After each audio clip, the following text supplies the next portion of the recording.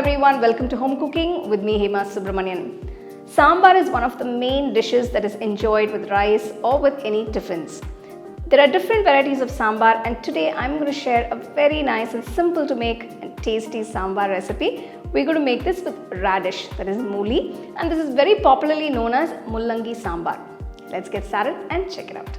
First, we need to cook the dal for making this sambar. I'm taking about half cup of nicely washed Toor Dal in the pressure cooker. This is a 125 ml cup measurement.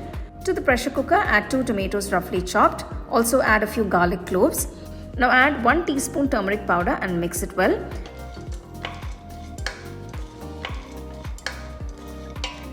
Next, add half teaspoon of salt.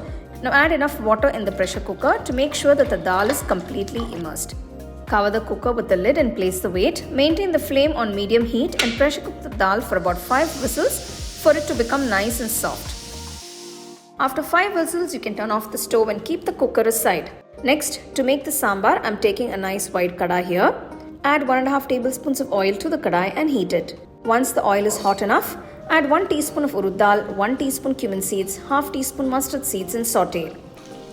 Once the mustard seeds start splattering, add 2 red chilies cut into half and 1/4 teaspoon of hing. To this, add 1 finely chopped onion and mix well. Saute the onions for about 2 minutes on medium-low flame.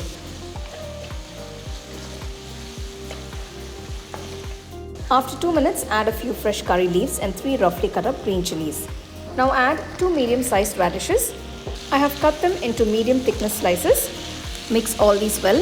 So if you're making a radish sambar, you don't need to add any other vegetables because radish has a unique taste and it also adds a wonderful flavor to the sambar.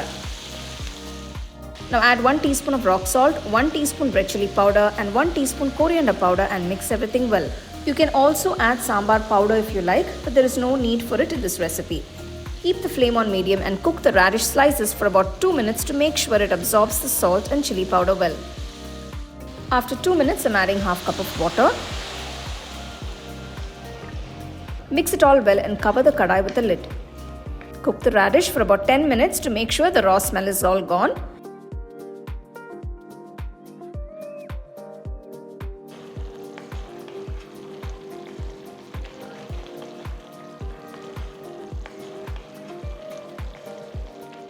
After 10 minutes, add 1/4 cup of slightly thick tamarind puree and mix it well.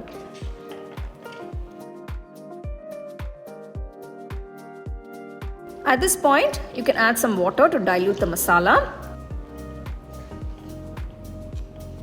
Now gently transfer the cooked dal mixture to the kadai and give it all a nice quick mix. You can see the sambar is looking really good. Now this is a bit thick in texture, so I'm adding a little more water here. Just give it a nice mix and let the sambar cook for about 10 minutes on medium-low flame to let all the flavors blend together. After 10 minutes, I'm checking for seasoning here. I'm adding about 1 teaspoon of salt just to balance the taste. Finally, I'm adding some finely chopped coriander leaves and some fresh grated coconut for a mild flavor. Give it all a nice mix and turn off the stove. Yummy radish sambar is ready to be served nice and hot with some nice hot steaming rice and ghee. I'm getting a wonderful aroma here. Just garnish it with some finely chopped fresh coriander leaves and this is good to go.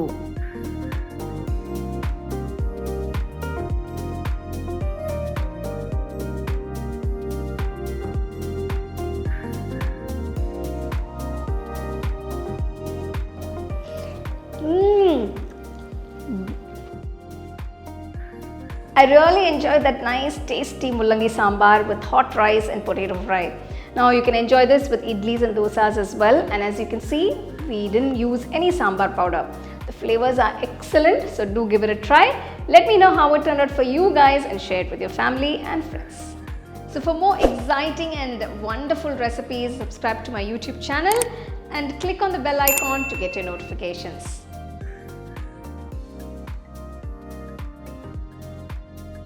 The second edition of the home cooking book is now available on Amazon as well as on shop.homecookingshow.in.